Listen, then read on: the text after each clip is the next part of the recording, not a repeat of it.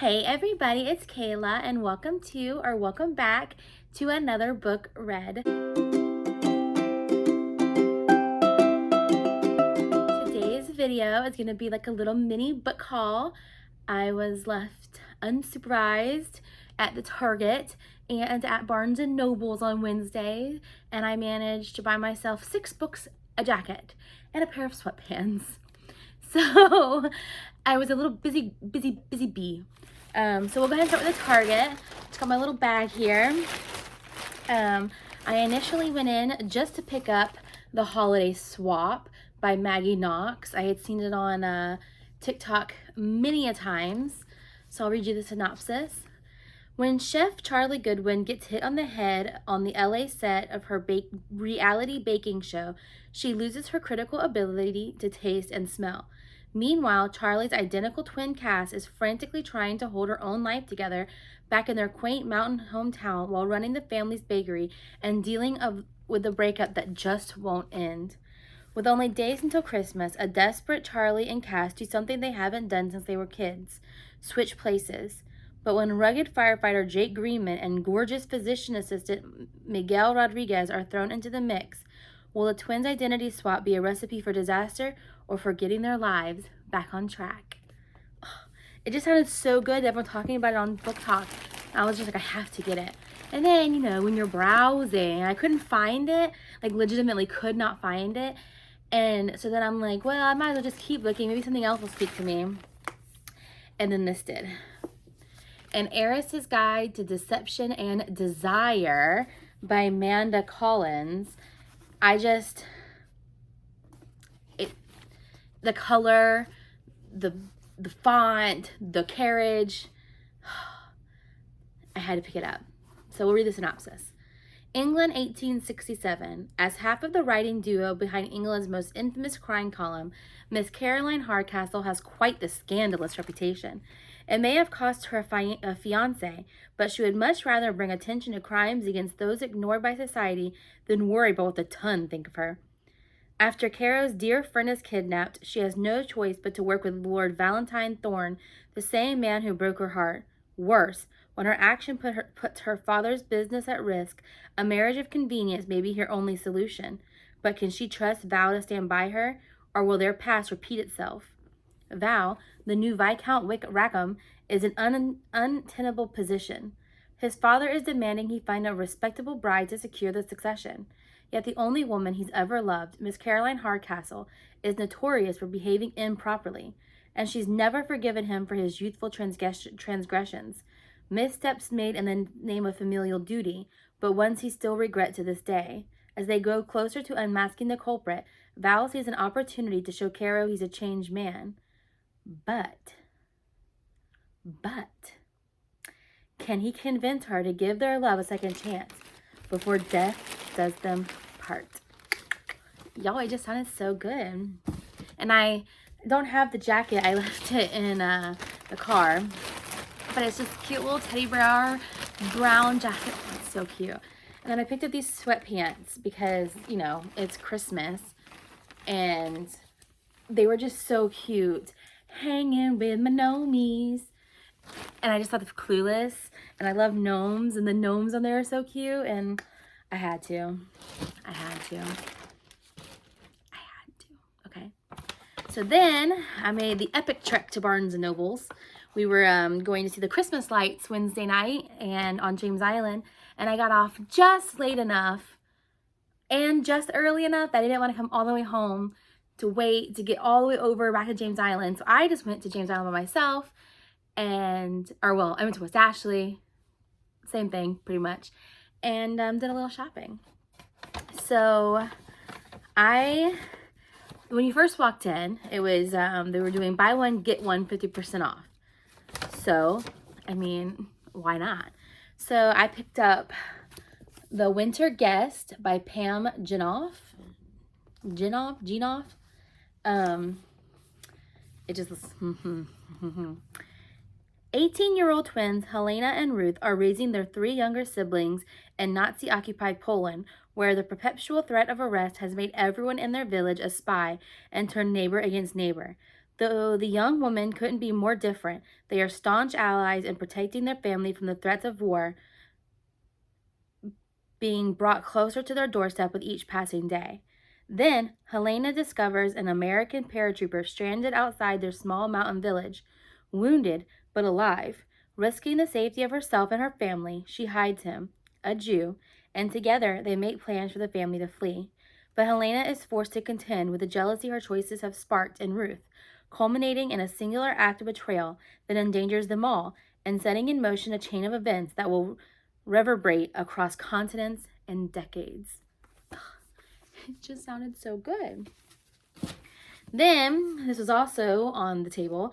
It's called Accidentally Engaged by Farah Heron. Heron, probably, right? When it comes to bread, Rena Manji knows exactly what she's doing. She treats her sourdough starters like somewhat unruly children. But when it comes to Rena's actual family and their constant meddling in her life, well, that recipe always ends in disaster. Now Rena's parents have found her yet another potential good Muslim husband. This one has the body of Captain America, a delicious British accent, and lives right across the hall. He's the perfect mouth-watering temptation. And completely ruined by the unwelcome side dish of parental interference. Rena refuses to marry anyone who works for her father. She won't be attracted to Nadim's sweet charms or gorgeous lopsided smile. That is, until the baking opportunity of a lifetime presents itself. A couple's cooking competition with the prize of her dreams. Rena will do anything to win, even asking Nadim to pretend they're engaged. But when it comes to love, baking your bread doesn't always mean you get to eat it too. Ugh. It just sounded so cute. Then I picked up The King of Battle and Blood by Scarlett St. Clair. And I've heard a few, now after I purchased it, because I did not hear about this at all. It was on a table in the front of Barnes & Noble's. I have now seen 3 book talks about it, so I guess it bodes well. But I don't know how to say her name, y'all. I really don't. So pardon me with the butchering of this character's name. Isolde de Laura. It's Isolde. I really don't know. I'm really sorry. Considers her wedding day to be her death day. To end a years-long war and protect the people of her kingdom, she is to marry the vampire king, Adrian Alexander Vasilev, and kill him. But her assassination attempt is thwarted, and Adrian warns that if Isolde, it's going to be hard, tries to kill him again, he will raise her as the undead. Faced with the possibility of becoming the thing she hates most, Isolde seeks other ways to defy him and survive the violence and political machinations of Adrian's brutal vampire court. Except it isn't the court she ends up fearing the most. It's Adrian and her intense attraction to him. Wrapped in mystery and a past he refuses to discuss, Adrian nevertheless starts to become less of a monster. Despite their undeniable chemistry, she can't help but wonder why the king, fierce, complicated, ambitious, and at times inexplicably tender, chose her as consort. The answer will shatter her world. But, doesn't it sound good? Besides the fact that I cannot pronounce her name, and that's just me in general with a lot of people's names. Sounds amazing. And then the last book I picked up is Never Fall for Your Fiance by Virginia Heath. And this one was 25% off, so that's why I picked this one up. I had the other 3, and I was like, okay, well, 3 is enough. 25% off, okay, 4 is enough. I promise y'all I'm not losing it. The last thing Hugh Standish, Earl of Fareham, wants is a wife.